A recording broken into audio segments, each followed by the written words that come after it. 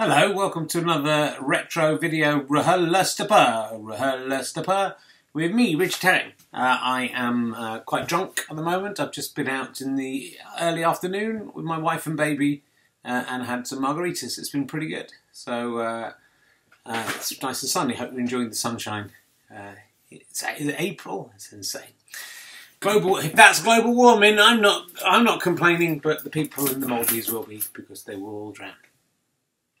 So, this is a Leicester with Isys Suttie, who is an absolutely fantastic human being. She's also, since this happened, had a child as well, as it happens. Nothing to do with me, even though I am very fertile, ladies, so do watch out if you get near to me. And before we crack on, I will say that here's what's going down. I've got a few gigs coming up with Lord of the Dance Settee. There's not many left, so if you haven't seen it yet, please do come and see it. I'm at Harlow on the 23rd of April, St George's Day.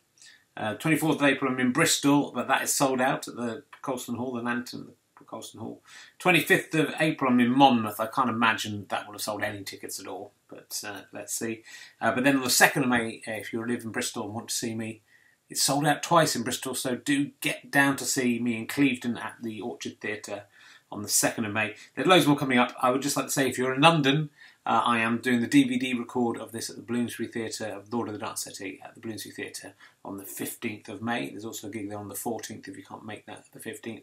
It would be terrific if you came along to see the DVD. It's selling okay, but it would be nice to have a sellout because it just means the DVD's better, and it's always a fun night. There's some messing around. It will be the absolutely full show with all the extra bits that I can't always do on tour, and maybe even an extra bit that I haven't done at all before. So go to richardherring.com/LOTDS/tour and you can see all of those details of that. But let's just have a little look at Isys Suttie being interviewed by me, Richard Herring. I thought I remember she talks to the moon and is quite eccentric. But that's what I like about her. And I think you'll like her too. Let's have a look now. Here it comes. It's just coming up in a minute. It'll be here in a sec. Hold on. I'm just making it long to annoy the bloke who in the comments always puts how long it is to the end of the intro. Here it comes now. So no, it's not yet, mate. So wait for another. I'll save you some time. It's 2 minutes 45 in. That's where you need to start.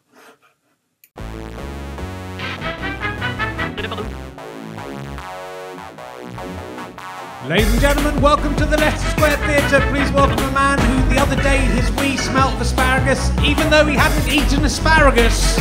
It's Richard Herring.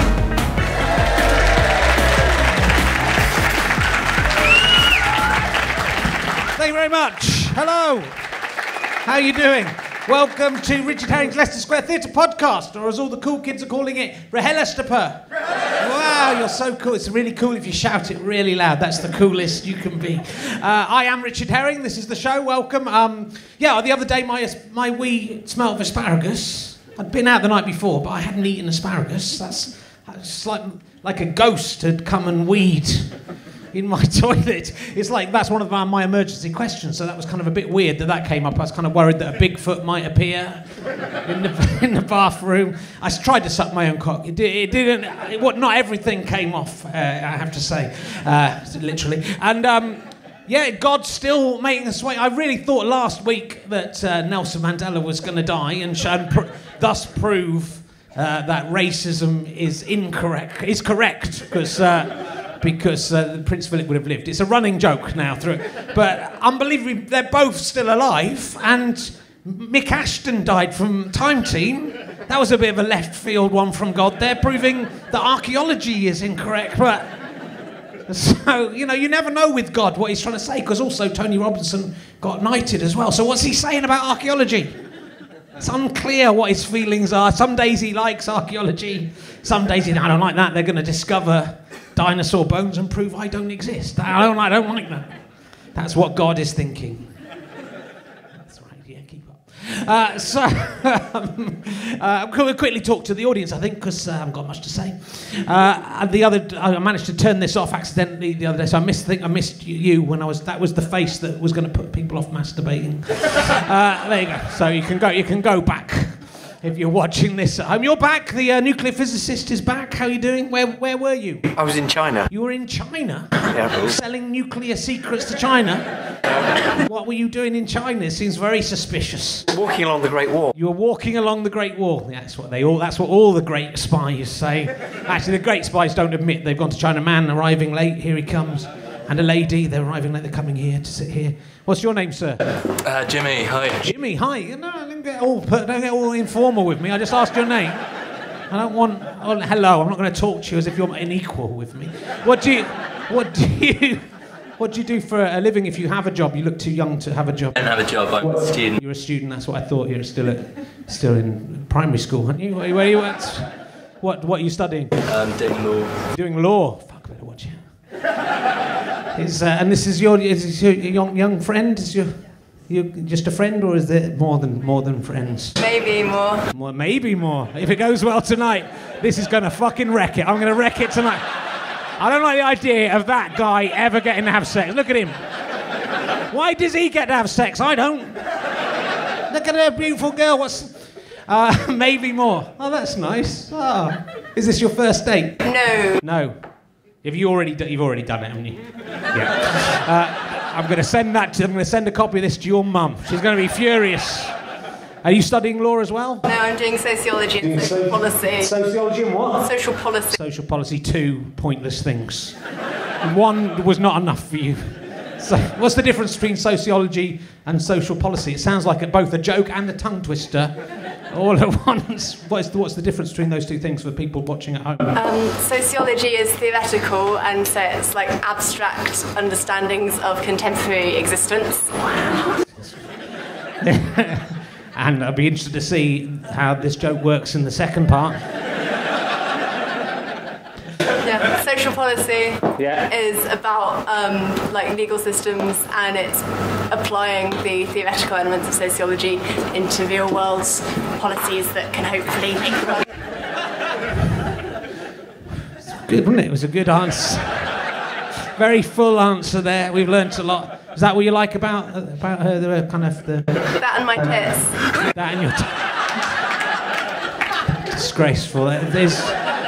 Did Emelina Pankhurst or someone die for this? Whoever it was, I don't care. Anyway, look. I'm not going to. When I last spoke to Isys, Suttie in Edinburgh. Well, it wasn't I also did the Sony Awards.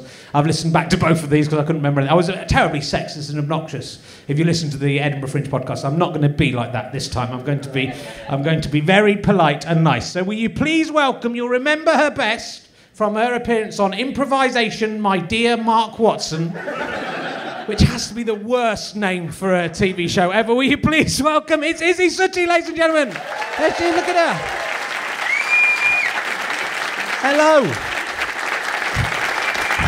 How are you doing? Good, thank you. I love you were very lovely dressed at the Sony Awards in a kind of wedding dress, and now you're all kind of summery. Yeah, Nice. I did wear a wedding dress. I didn't mean to wear a wedding dress to the Sony Awards. And you proposed on my podcast that I did very drunkenly from the Sony Awards. You proposed to your boyfriend. Did he ever listen to it? He said he hasn't heard it. If he hasn't heard it, it didn't happen. So do you remember much? I'll get this out of the way because everyone will want to know about this first of all. Do you remember much about Improvisation, My Dear What's Smart? What? This is such a bad... Do you remember much about your period? It's like Elementary, My Dear Watson. It's so far from being a pun about that. It's such a bad title. I should get Mark Watson on to have a go at me. That's not your fault, is he? I like the idea that like a German person would come and not have heard of the saying Elementary, My Dear Watson, and go, why the fuck? Why is this long title? What does it mean? It's still bad. I haven't seen it, I'm afraid. Was it good? Yeah, it was... Rufus Hound's very good at improvisation. Is he? Yeah. Well, why is he not in it then? Why is Mark Watson hosting it? I presume Mark Watson's hosting it, because otherwise it's a really bad name for a team. Yeah, they got Tim Key to host it, but no, Mark Watson did host it. Yeah. There was green screen, so it's things like in post they put like hot dogs flying around his head and stuff like that. Yeah. Sounds good. I must check it. I wish I'd done some research. I've worked very hard on the other podcast. This is like the last 2 we're doing today, so I thought I wouldn't do as much research. Like I read all of Stephen Fry's books, and have you written a book? No. No, well, that's not any help to me then, is it? So, let's get this out of the way. I brought along my battered... is yours like this? Mine's all... I have been carrying it around a lot. It's all kind of started to rub off. This is my bronze Sony Award. That way up. There you go, which you won the gold Sony Award. I'm kind of hoping that with you here, that if you won the gold and I won the bronze, together, this podcast should next year... be even better, win even more than gold. What do you get if you mix gold and bronze together? Silver. I have to say, the metallurgist element of our audience, I said it was copper. I said bronze is copper and tin. And someone said, no, it's copper and something else. And I was fucking right the other week. Some other idiot. Usually, my audience is like a Wikipedia that will answer any question. The more successful I've got, the more thick you lot have got. What, if you mix gold and bronze, you get silver. There's the alchemist in the audience there. Ben Johnson's there. I see you're thick. You don't even know what I'm talking about. I hate you all. Where have you been carrying it? I've been carrying it around with me. Do you not carry? Where's yours? It's on the mantelpiece. I've been carrying It's next to a knitted bird that my friend made me. I bring it here to intimidate my various guests with my bronze Sony Awards. I think that could pass as gold. That's more or less the same colour as mine. If you didn't know that was bronze, you'd probably think it was gold, wouldn't you? Yeah. Yeah. In the same way as red and white wine make rosé. If you mix red and white wine together from a distance, it looks like rosé. So, yeah, you're all right. You've won gold, basically, mate. I have basically done that. So what was this show that you got beat me at that was better than this? What that you won a gold thing for? What was that about? How did that happen? It was about a man and a woman who meet at Butlins, and then he contacts her online. That's not as good as this! What was it, Pearl and Dave? Yeah. Which everyone calls Pearl and Dean. They do. And I don't correct them.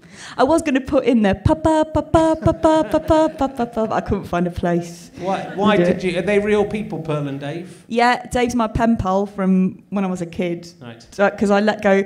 Me and my sister had let go of a balloon because we'd read this story about a girl who let go of a helium balloon and it floated a long way away. So we let go of a normal balloon because we didn't have any helium. And it floated next door. And then this guy rang us and he was like, I've got your balloon. And he was Dave ham riding. Right. Dave what? Ham riding. Ham riding? Yeah. Good name. Is that in Derbyshire? Yeah. Yeah, that's the kind of name. That's an old traditional Derbyshire name for a man. His ancestors just fucked pigs, presumably. Yeah. Presumably that's where that came from.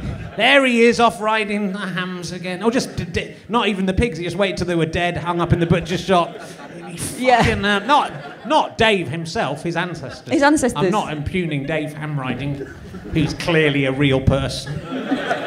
He is, my friend. He is. He is. And then did he meet someone called Pearl? And then this is the... Yeah, but they'd met at Butlins in Skegness, right, which was a place where we used to go on holiday to when I was a kid. He got back in contact with her because of the internet. Oh. Mm. What, because he wanted to let her know about the internet? Do you know there's a new thing out? It's called the internet. Yeah. I thought you'd like to know about it. Yeah. Yours sincerely. I have to tell you by letter because obviously you don't know. No, he got into. They found each other through Friends Reunited or something like that. I'm imagining. Yeah, the Facebook. And then you just copied this down and won a Sony Gold. Yeah. I have to make this up. I don't know. I can't just copy.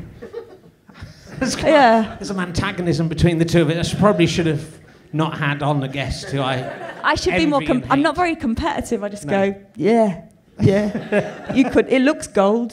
Fuck it. I mean, I don't mind if you say that you won gold and I won bronze. I'm a very secure person, Richard. No, I'm not. I'm very... By the way, I really like the fact that your surname is a thing. Yeah. Like a herring. Yeah. I really like it when people have surnames that are nouns. Oh. Yeah. It is a thing, yeah. And a verb as well. Herring. Suttie, funnily enough, or Suttie, is, I've learnt this week, is in Indian practice where when a man dies, the wife or mother of that man has to jump into the funeral pyre alive. Yeah. Is that what your ancestors... They set it up. Yeah. And stood back. You know that? That's a very weird thing, isn't it? Yeah, it's spelled Suttie, I think. Yeah, but it means that... I think it happens in it doesn't happen in this country, as far as I know. It happens in Wales, I think. Quite a lot in Wales. They eat seaweed and then they want to just die, so they dive onto the fire. And if they won't do it, they just get chucked on. Yeah, they have to do it. I know. I think it's from one of the Indian subcontinent countries. Yeah, I think it is. But it means that if you ever ring, because often people have problems pronouncing my surname. Yes. If I ever ring a call centre in India, they can do it immediately. They can, because they know how to. So that's good. I've benefited from it. Yeah, it's good. You're the one person who's come out of it all very well. It was worth happening all that. I'm not sure it happens so much anymore.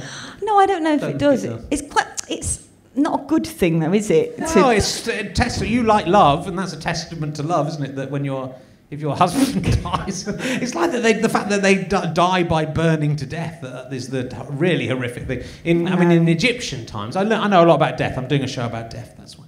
In Egyptian times, someone would die, and then all their slaves and stuff would get locked in the pyramid with them alive, and then they would starve to death. I don't know if that's better or worse than burning to death. I think it's probably worse. If you had to choose between being burnt to death with someone you loved, it's kind of worse when it's. I think it was when it's your mother. That's kind of worse because that's about the mother being a kind of a financial burden on the family. So they can chuck his mum in there, so he won't be able to look after. Chuck her in. And there are kind of women going, "No, I don't want to go in the fire. Get in the fire."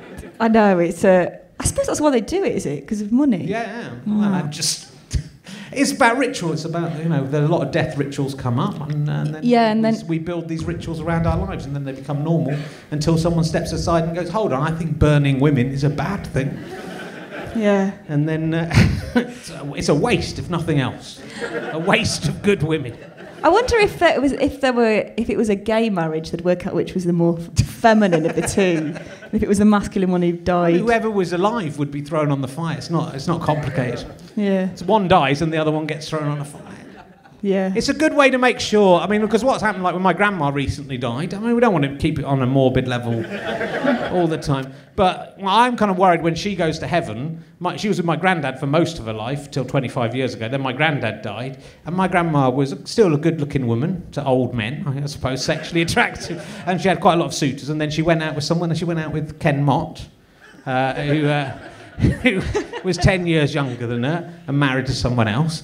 And my worry is, now she gets to heaven, is she with my granddad or is she with Ken, who is also dead? Yeah. And is Ken's wife, I'm presuming, is also dead up there as well? Are they all on? Do they all have to share the same cloud, basically? Heaven, because I think it would be a bit awkward. My grandma told my sister when she was 80 that the sex she was having with Ken was the best sex of her life. I can imagine both of the people actually doing that, so I can envisage them, so it's all right for you. But now, does my granddad know about that, or does it get the secrets? Because he'll be up there going, oh, it'll be a bit embarrassing for them, wouldn't it? Yeah. So, what I'm saying, better that if my granddad died, it would have been better if my grandma had been thrown on a fire to prevent this awful occurrence.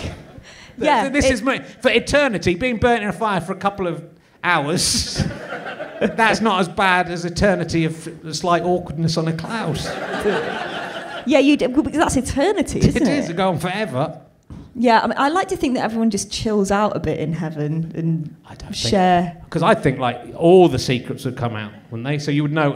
I don't know. You sort of assume this. There's no reason. I think it'd be great if we died and you go to heaven and nothing is answered. We don't find out who God is. It's just another level. And I assumed we'd get all the answers. No one knows.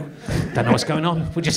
We're doing this now for a bit. Seems to go on for a long time. But maybe at the end God will come out and go, "It was me. I was God. Well done." Yeah, and you just sort of do some kind of menial work for a bit. Yeah. But I think, if we find out all the secrets and all the betrayals, the secret betrayals, unless we become different beings entirely, that we don't have jealousies and pettiness, in which case, who are we? I guess if you're really happy, though, like if you're in heaven and you're living on a cloud and you can eat candy floss and Oreos. You can't eat anything. Your body's down here. You've left your body behind, smoking on a pyre. So I guess what is there to do? Just sit around, listen talk. Talk, harps. You can learn to play the harp, but you'd probably, in the infinity of time, you'd probably learn to play a harp pretty well in 100 years. And then I think you can play it for 100 years, go, I'm pretty good at the harp. I think you get bored after 200 years of the harp. I'd like to move on to something else. They go, well, you can play one of those really long trumpets. Do that for another 100 years. And again, I think it's just one note, isn't it? A long trumpet. There's not even any valves on it. I can do it really high or low, but that's it. I've got no control over it. And then you've got all the infinity stretch. To be honest, before the 200 years, you still had all infinity stretching ahead of you. It's not even counting off the days. You go, gosh, surely it must be nearly the end now. No, still infinity to go. But we've done 200 years. I know, it's weird, isn't it? You think, isn't it infinity plus 200? No, that's the same thing. What's wrong with you, God? You fucked up. Anyway, enough about me and my ideas of the afterlife. Possibly, we could do more. That's the wrong question for you, but I might ask you. Ask me anyway. Why is that in my book? I think it was a piece of stand-up from a few weeks ago. So you were in Bakewell Youth Theatre. Yeah. Was that mainly cake-based, or is it... There was a show called Puddings Not Tarts, because everyone calls them Bakewell Tarts, but actually called Bakewell Puddings. Oh, yep. In Derbyshire. It's a little fact for you, yeah. I did not know that. Thank you. It's because that's nice, isn't it? It's nice to call someone a pudding than a tart as well. Oh, it's much nicer, isn't it? Yeah. But from now on, I'm going to call people puddings and I'll know what I'm thinking. Yeah. That's like when I used to work in a bar and a horrible girl used to come and order a drink. I used to go, when she'd give me the money, I used to go, tar. And as I turned around, I went, just to myself, but I knew. See, when you get to heaven, she's going to know about that and she's going to be fucking furious. Shit, she'll be teaching me the harp. She'll teach you it wrong and everyone will be laughing at you for infinity. I think eternity is the word. When you were at school, you wrote love songs to boys or for your friends who fancied boys about the boys. Is that right? Yeah. Me and my friend Joe Gibbs started a dating agency called Izzy and Joe's Dating Agency. And we made loads of stamps saying Izzy and Joe's Dating Agency. Then we stamped them everywhere, like all along the wall and just everywhere, all over our books and all over my swimming certificates. Then we decided that we actually had to do something with Izzy and Joe's Dating Agency. So, yeah, basically, if someone fancied another guy, they'd give me some facts about him. It was mainly me and Joe who fancied the guy and gave each other facts. But then I'd write a song about the guy, and then the idea was that the songs were quite sweet and they were tailored towards the guy. So the idea was that he'd be like, wow, someone likes me enough to write a 2.5-minute song about me involving the chords D and G and maybe A for the middle eight, and then fall in love with us. So we used to record them. We didn't ever used to perform them live to the guys. We used to record them onto cassette tape. And then we'd do a B-side of whatever song was popular at the time. So this was around 91, 92. It was always Bryan Adams, Everything I Do It For You. But I couldn't play the guitar solo, so I used to play the chords and go, no, no, no, no, no, no. No, no, no, no. Listen to your heart, babe. No, no, no, no, no, no. And did this romantic entreaty work? Did the boys like it? No. No. They thought we were even madder than... They find it overbearing and weird. Yeah. I found it really, really weird. You have to play it cool with boys. That's what I've learnt. Yeah. My seduction of 12-year-old boys. Yes. I've discovered. You have to be pretty cool with them. Give them a bit. Yeah, you show them you're interested, but don't write a song about them. Also, in my case, that is evidence. So, yeah, write a song, but do it live. Never put it on tape. Also, the kids today don't know what tapes are. Yeah, it's true. Well, once we Skyped off, there was a school near our school called Anthony Gell in Worksworth, and we Skyped off. We had a day off, and they were at school, and me and Joe Skyped off and went and put these... So the idea was that we put these cassette tapes into the boys' school bags during assembly and during lessons. Weird. So we had to watch. Terrifying. I know. So we knew which bag was theirs. We spent ages trailing them basically to see, because everyone had head bags then, the brand Head. So we found which one has Tipp-Ex saying EMF on it, or that's theirs, And then we'd find it. We'd put the cassette tape in there with this little inlay card saying with the stamp of Izzy and Joe's dating agency, and then but we'd skived up and gone to Anthony Gel and done it there. And their headmaster was a hippie, and we put the cassette tapes in their bag, Sam and Jack, and then they gave it to the headmaster, and he played the tapes in assembly. Can you believe it? Was there any sexually explicit lyrics in it? No, it would have been good, but no. No, it would have been nice. That's embarrassing. But you weren't in the assembly or were you in the assembly? No, because that was a rival school. And was he playing it because he thought it was good, or just to tell you, to make an example of you? Work hard at school or you'll end up doing this. This won't happen if you...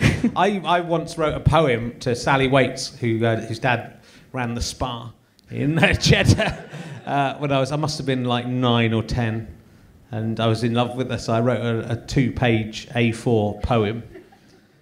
It started, I love you more than I can say, I love you this and every day, and then it was 2 pages of rhyming couplets, each one starting I love you, which I would say was overbearing as well. I'd say it was too much, but it worked. She went out with me. And so had you signed it from you? Or? Yeah, I had to go down after school, and I did it on a Friday, which was stupid. I posted it through the door of the spa. Because that's where I knew she lived. And the supermarkets didn't open late at night in those days. And then I had to wait the whole weekend for the response, and then her friends came up and told me that she loved me too.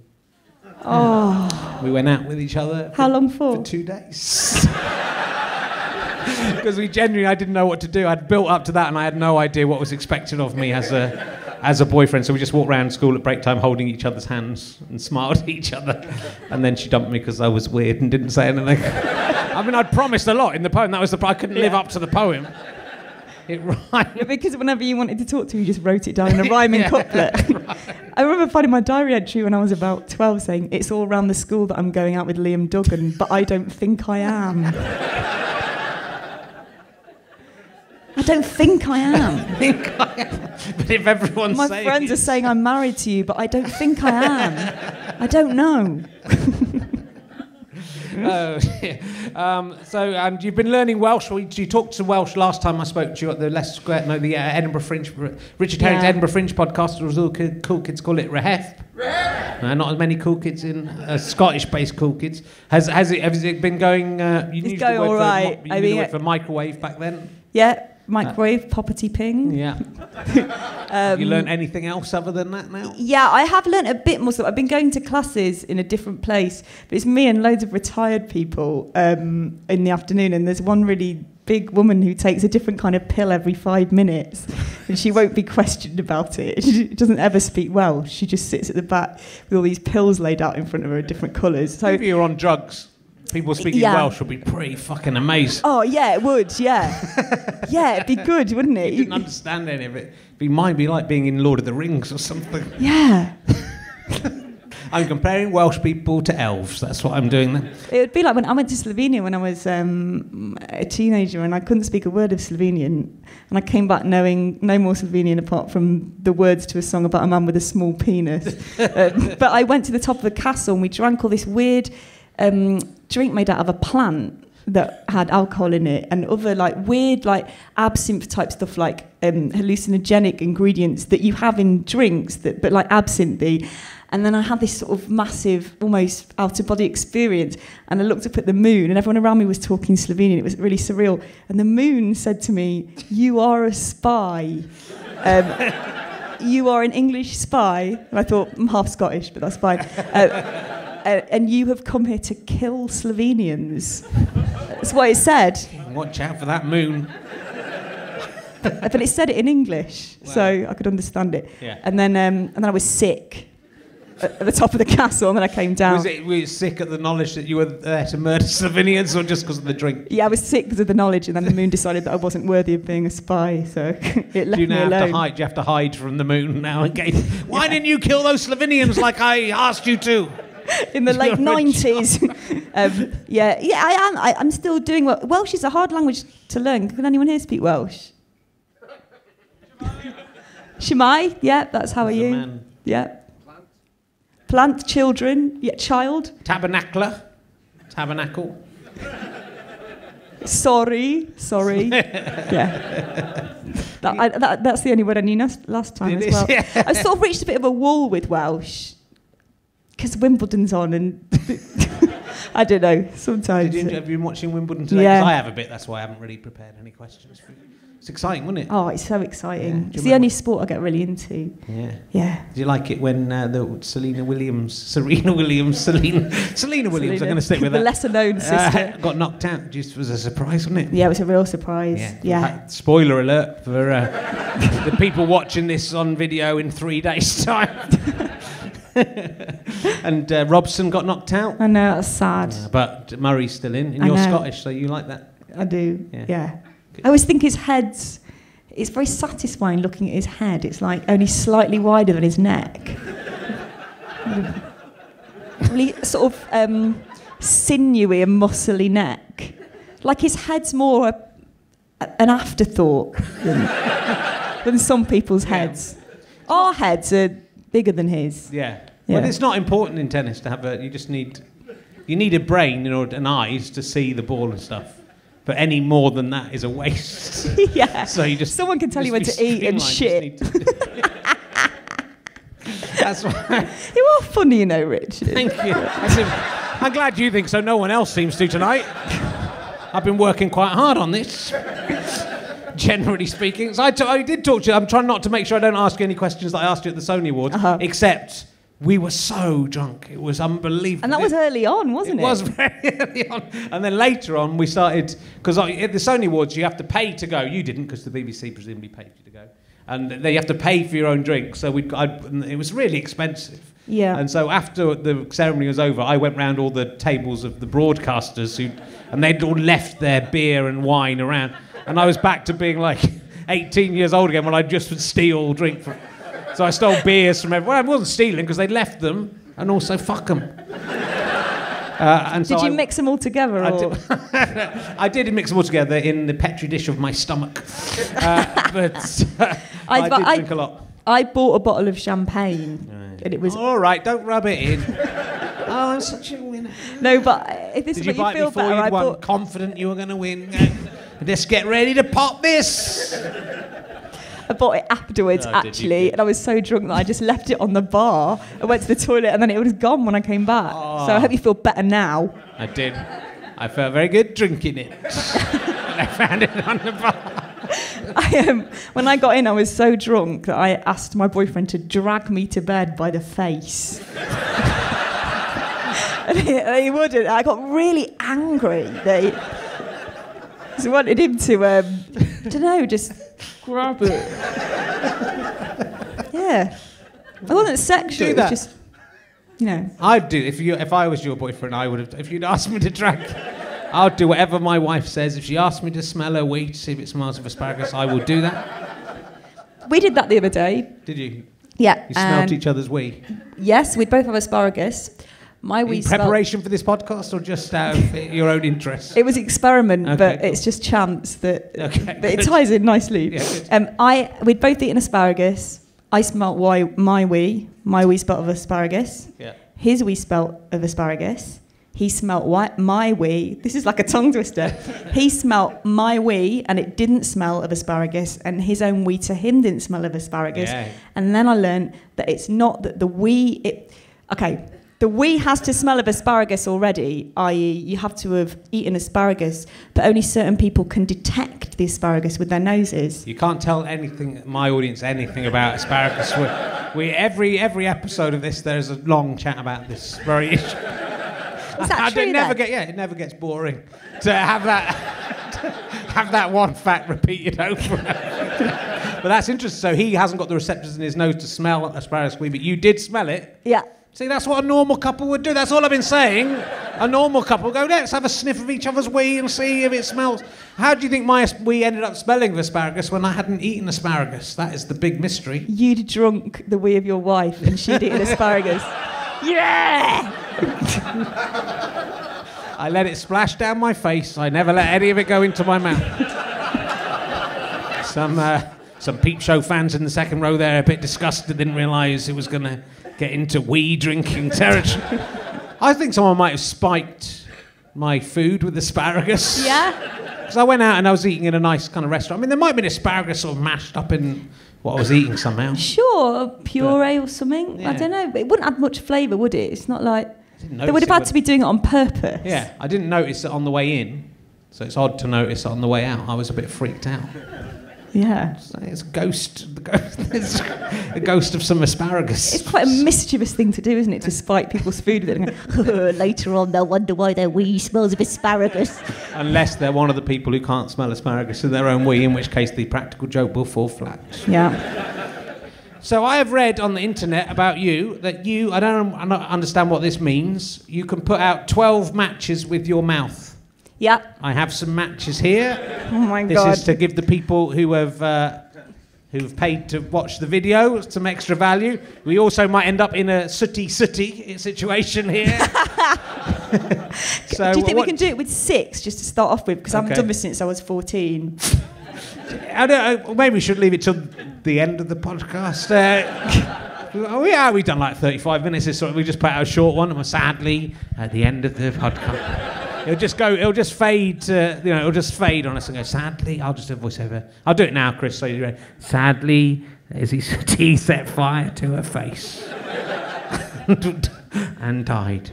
But her last. Can you just say that I have no responsibility if this goes wrong? Or the Leicester Square Theatre, or any of us lot. And B, can't remember what that was going to be. A will do. Yeah. Could you agree with that? Okay. And do you agree the podcast can still go out if you are burned? Yeah. Okay, good. Let's give it a go. So your light sit. Pretty dangerous.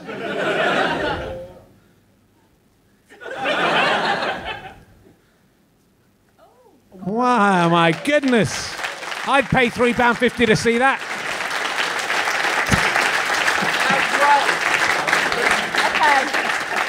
Okay. You ready to do 12? Yeah, I'll do 12. Gonna build up to 12. If she dies doing the 12, it'll be I was happy to leave it at 6, so you'll be sued. Did that hurt when you did that? No. Okay. Do you think I could earn money from doing this? Yeah, I do. I'll give you 20 quid now. This is a mixture of safety matches and non-safety matches. I don't know if that makes it more dangerous. Can you confirm that there are 12? 1, 2, 3, 7, 8, 9, 10, 11. There are 12 matches. This is just lighting 12 matches at once is a dangerous thing. Now I know how Murray feels. It's very similar to how if. Okay. All right. God, I feel so alive. Right, there's 12 matches on. It's gone up. It's nearly burnt part of her finger for people listening at home, and that was very exciting. And 24. Let's not risk doing 13. That would be so dangerous in every way. And also, you tried to impress a boyfriend with other more mouth-based skills on seeing who could eat the most ants. Yeah. What was taken? Yeah, we were doing Grease, the musical. Oh yeah. How old were you when you were doing this? 28 years old. Yeah, it was last year. I was about 15 or 16. 15? That's still quite old to be eating ants. Yeah. Oh yeah, I suppose it is actually. I was Jan, the one that no one can really remember. But in the film, she goes, "Basha, basha, basha." Bunches. Don't think she's in it. Yeah, my mum just made me a special version of the film. So I really fancied the guy who was playing Kaniki. Not even Danny, we went for Kaniki. And so did my friend Hannah, one of my best friends from school. And it was the interval, and we were in the car park. What? Why were you in a car park in the interval? That's not professional. I know, it's strange. We were all smoking, I think. I can't... That must be why we were outside, because it is a bit weird, but I think we just all went for a cigarette, because it was the interval, in our pink ladies' jackets, and he was in his leather jacket. And then there was a bush with loads of tiny ants on it, alive, not dead, not just sitting on a branch dead. And I ate one just to see what he'd do. What, and to see what the ant would do? Be ingested? Yeah. He seemed to go down quite easily. Yeah, he liked it. Did your wee smell of ants after this? Yeah, it'd been eating asparagus, so it transferred. And Paul he didn't go away, and he smiled. So then Hannah we were quite competitive. So then she ate one, and then I was like, fuck you. So I ate another one, then she ate another one, and they carried on. We just kept eating one each, about 15 ants each. And then he just walked away. Then we had to go back on and sing Rama Lama Lama Lama. Yeah. There's not much to do in Matlock. I'm sad that didn't work for you. Look, I'm nearly forgetting to ask the emergency questions, and that's very important. I've already asked you about the armpit and that dispenser sun cream and the ham hand when we were drunk at the Sony Awards. Do you remember what you said? Yes, I would have said the armpit because I'm very pale and I would like to have sun cream always at the ready. That is correct. That is what you said. I haven't got any questions from Welsh Children today, Chris, I notice. Slack. Simply said sorry. That's no good. I was going to fire them anyway, because apart from the Stephen Fry question, they've all been shit. But you can't coast on that, on getting Stephen Fry to admit he committed suicide. The Cow and the Badger. What about the Cow and the Badger was good, but I might ask that. That wasn't Ben. That was one of his stupid friends. Would you be? I fucking hate all Welsh children. I'm hoping to do a kind of Pied Piper style thing. All I have to do is drag some seaweed along drag it over the Severn Bridge and then chuck it over the Severn Bridge and all jump in, trying to eat the seaweed. Sorry, Chris. I've realised that's insensitive. I'll ask that one. Would you rather be a cow or a badger, and why? This is a child's question. I would never ask something as childish as that. Well, a cow's got less chance. A badger's got less chance of being eaten. Well, eaten, yeah. But they're being cold. They're being cold a lot at the moment. The badgers. Yeah. It's like live fast, die young, or have a less good quality life potentially over a longer period of time. Also, I suppose what's interesting about this question, and I've been frivolous about it, but it's a very well worked out question. The badger is free, isn't it? The badger remains free for his whole life, even if he is then run over or cold. But the cow is imprisoned. He's a slave, really, a milk slave. Or she. Well, really she. I have a sex change as well. So I always describe animals as he as well. Or sometimes I describe dogs as he and cats as she. So there's a whether you'd rather be free in a hole in the ground or out in the open, but out in the open. If I could choose who'd eat me, I think I'd be a cow. Okay. Who would you like to eat you? Is the interesting follow-up question to that, and in what way? And Murray raw. He probably would do that. That'd give him some energy for the quarterfinals. Yeah, if I was a cow and I could die and be steak tartare before Murray won Wimbledon, I'd do it. In fact, I'd give Murray a hand to eat now before the final if it would help him. You can't do that because you've chosen the sun pit, the sun armpit. You could have given him your ham hand straight away if you'd chosen. Because you get that's what happens at the end of the what I don't reveal, at the end of the show, once we go backstage, I give each guest whichever they've chosen. Have any of you know what this is? Because I have a feeling a lot of people have kind of wandered in by accident, and this is probably quite confusing. I'll do whatever the moon tells me to do. So it should be your answer to everything. Have you ever seen a ghost, Isy Suttie? I've never seen a ghost. I'd like to. I've done a lot of Ouija boards. Yes, I've read about that. Tell me about Ouija boards. I started doing Ouija boards on my own when I was about 10. On your own? Yeah.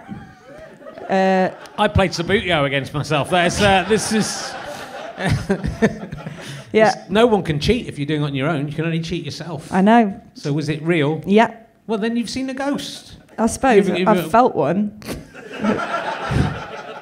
And let me tell you, it felt good. What did the ghost say via Ouija board to you? I've spoken to... Right, so obviously it could be... I don't know what I think now. I don't know if I think that you want it to move and you somehow convince yourself that it's moving, but I swear to you, my mum taught me how to do them when I was about 10. She also breastfed me till I was 4. Wow. I always thought I had a really good memory because I could remember being breastfed, but it's because she breastfed me till I was 4. And the other day I was boasting about my memory and she went, no, that's because you were 4. And she only stopped because my dad went to a medical at work and he was fine. And then he said to the guy, oh, just to let you know, my wife is still breastfeeding our daughter and she's 4. She can string a sentence together. And the guy said, this must stop. So my mum used to put Smarties like inches away from her nipple, and then I'd get distracted by the Smartie, and apparently 2 days later I forgot about it. But our code... You know, I didn't think we could beat the Stephen Fry revelation, but I think we're going to be on the news again. Your mum also breastfed me till I was 27, so it's a pretty sweet deal. Yeah. So that's what she did. She taught you a Ouija board and she breastfed you, and the moon talked to you. Yeah. Yeah, okay. I used to come back from school and just do them. I didn't have a permanent Ouija board. I used to get an A4 piece of paper and then just write out all the letters of the alphabet in a circle and put a cross in the middle and yes on the left and no on the right. Then I used to write out numbers, which I never needed. I didn't know. I thought I was going to do algebra with me or something. And then I used to put a glass on it, and sometimes used to take a really long time. Say, spirit of the glass, I believe in you. Spirit of the glass, I believe in you.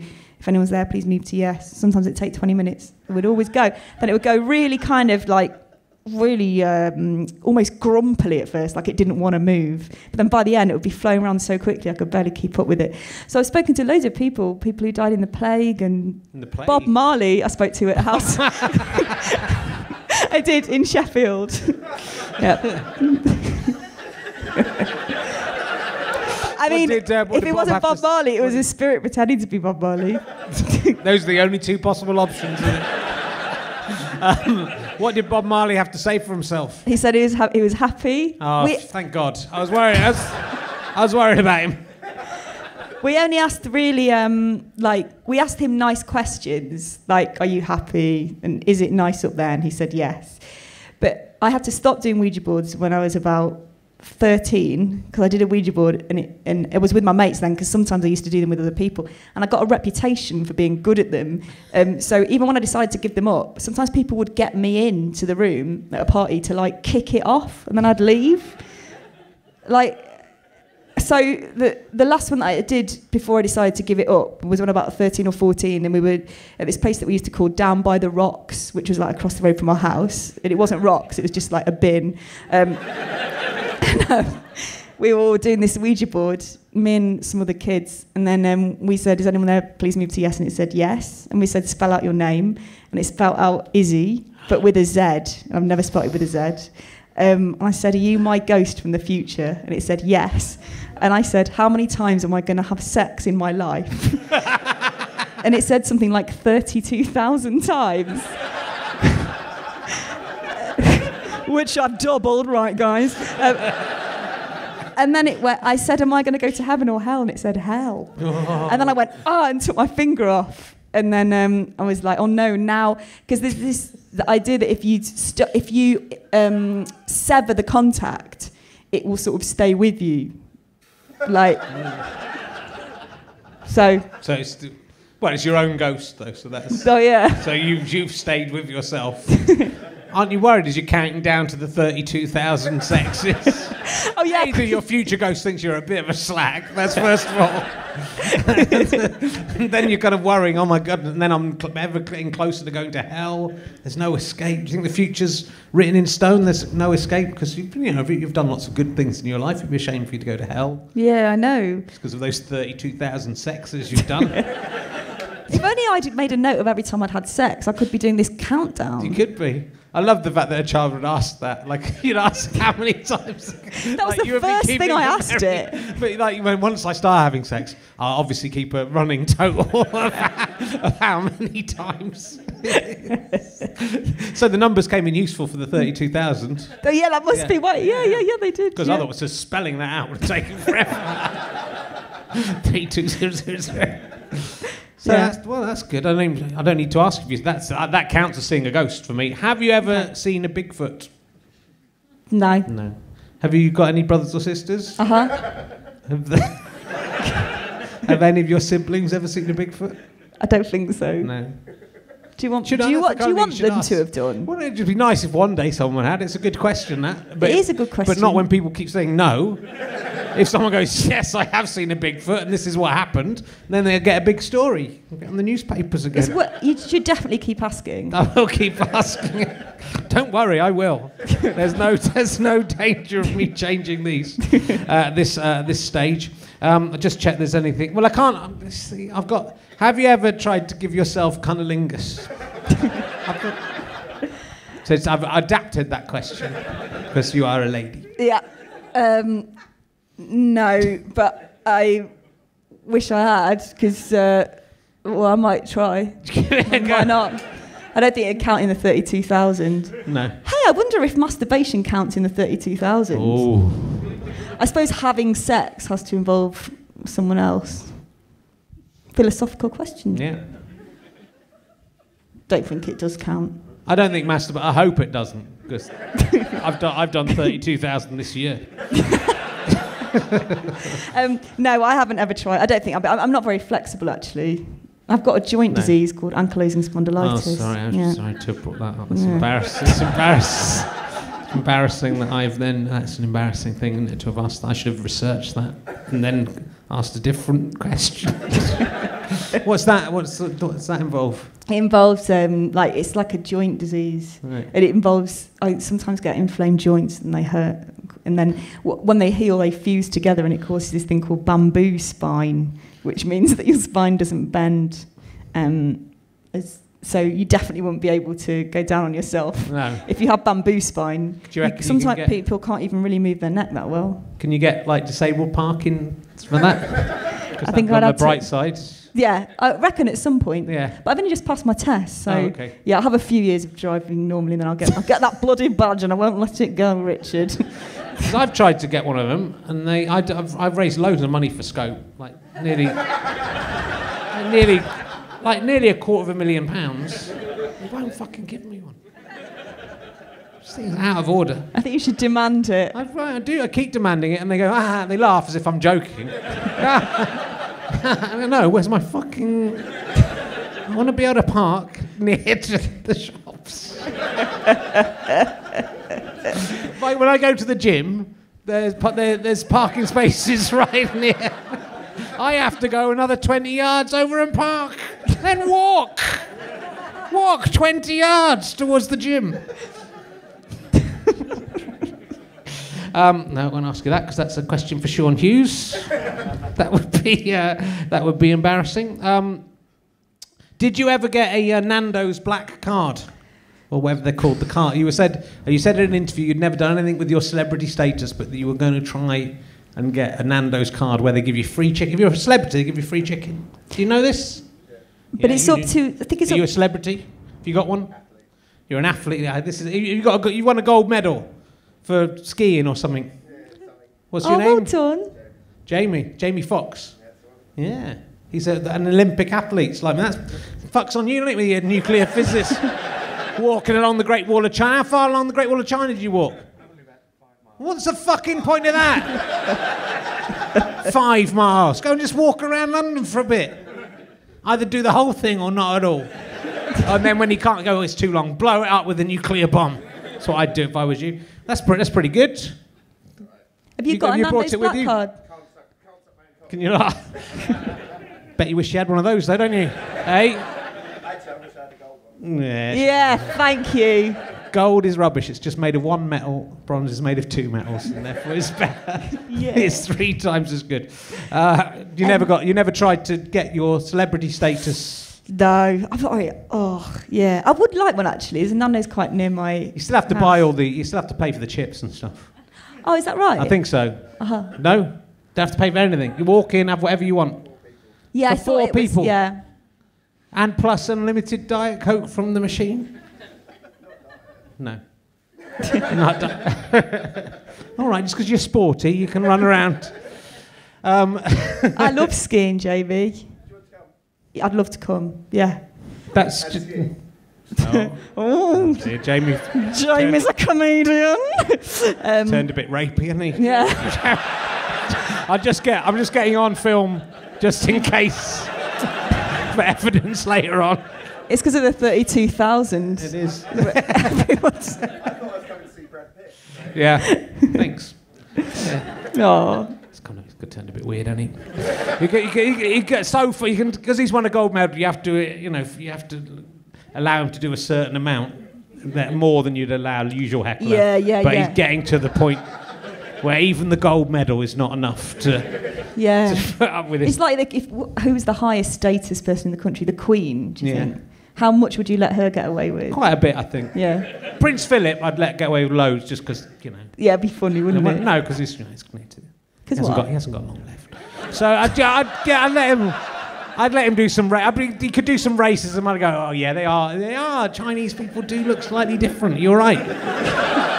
But then I'd laugh along that and go, but maybe from their perspective, Prince Philip, you look odd. Have you thought about that? Prince Philip go, oh, I never thought of it the other way round. I'd teach Prince Philip a valuable lesson. You went to China, you'd be the odd-looking one. And then he go, I've learnt something now, Rich. Now I will go to heaven. I bet he's got a bloody black card. I bet he has, yeah. That's what's fucking killed him, I think. All too much Nando's. Not that he's dead yet. So look, shall we? Well, he might be. By the time you're watching this, he probably is. Because some of the people, this guy stays on the internet forever. I mean, I'll be dead at some point. People will still be listening to this. Yeah. Somewhere my blog's in the British Library. My blog is going to be in 5,000 years' time. People will be reading that, working out what was going on in the 21st century. Yeah, it's like a time capsule. It is. So look, do you want to? You've got to go and do another show, haven't you? Yeah. Would you? I don't really. Is there any way we could persuade you to do a song of some kind, Isy, before you went? Oh. I know we haven't prepared for this. I could either do a song in. Oh, just more matches, yeah. I could try and improvise a song about the matches. I could either do a song in Welsh or I could do singing as if I'm down a well. What do you think? Wow. Can you do a song in Welsh as if you were down a well, or is that too much to ask? That's too much to ask, I think. What would the audience like? Let's vote. Not as if they. Well, no, it has to be either or. Ham and or. You can't have both a ham and a sunbit arm cream. If this show teaches you one thing, it should be that. You have to choose. Actually, I could do 2 bars down a well and then do the Welsh song quickly. Okay, cool. Okay. Suttie is now moving out to get a guitar. I hope there's one there. Yeah. It'd be rubbish if there isn't. There's a small chance there might be one here. They're very good here at the Leicester Square Theatre. They will have put one there for you. Oh, no, she's just gone. She's just left. I don't really blame her. I asked her about the cupboard with David Mitchell and the stationery cupboard in the Edinburgh Fringe podcast. If anyone's wondering why I haven't brought that up, because that is obviously the most important thing about Izzy. So if you want to hear a lot about that, then listen to that whole. Oh podcast. Yes, I told you about that take. Yeah. It was I was very ungallant last time, and I apologise. Anyway, sing us a song. You weren't. You were just being yourself. I was just. And I can't help it. You can't. It's all right. I am. Yeah, it's good. Okay. So this is Singing As If I'm Dead or Well. I'm going to do Lady Gaga. I keep trying to update it, but it's hard to find songs that... Okay. I'm your biggest fan and I'll follow you until you love me, ba ba ba ba ba ba ba ba ba see see see. Baby, there's no other the superstar, you know that I don't baby ba ba ba ba ba ba ba ba see. Problem is that's a baby fine man, but I won't stop until that boy it is mine. Baby, I'll be favorite me cha you down until you love me ba ba ba ba ba ba ba see see see. So thanks.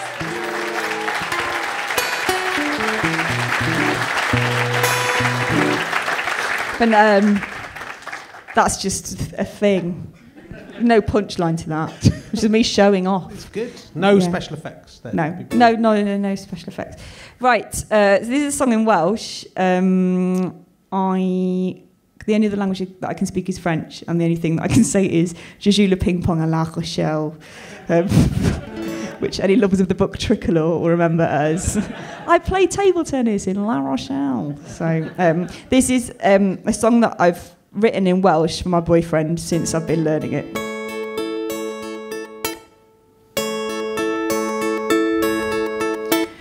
S-E-S-T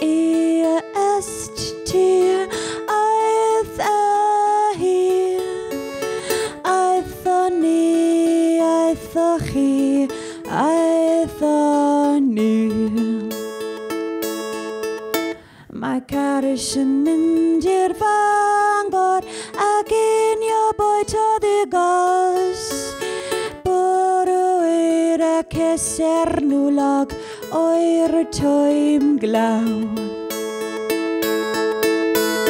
Mae'n chwaer gyda fi, dwi'n hoffi nofio, dwi'n chwarae tenis bwrdd ble ddim yn cofio.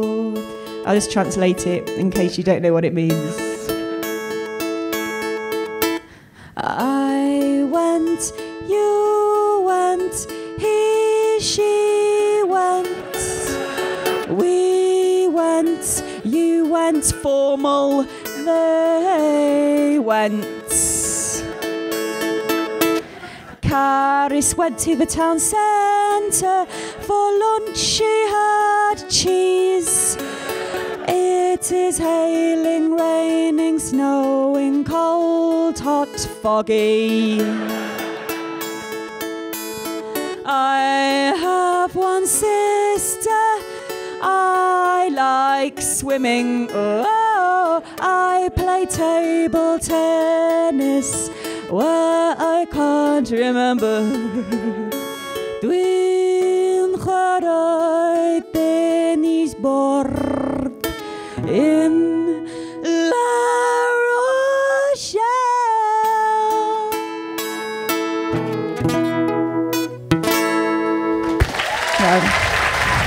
Thank you very much. Isy Suttie, ladies and gentlemen. Isy Suttie, thank you very much. Thank you. Isy, lovely. We'll be back next week with Sean Hughes.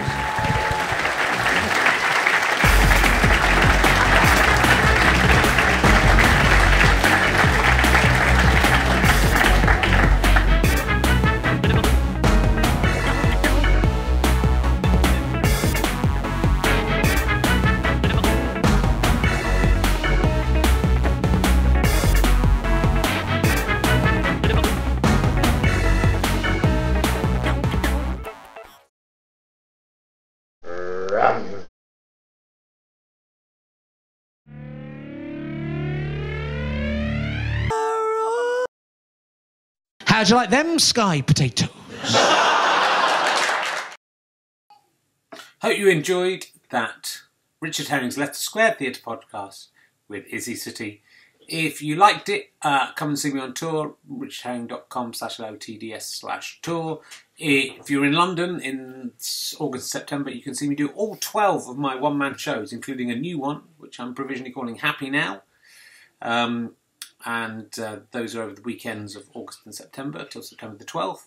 Go to the Leicester Square Theatre podcast to buy tickets for that. There will be more Richard Herring's Leicester Square Theatre podcasts coming in June and July, which you can get tickets for. Again, go to the Leicester Square Theatre website if you want to come along and see those. Some exciting guests in the frame, and no one confirmed yet, but I think it should be a lot of fun.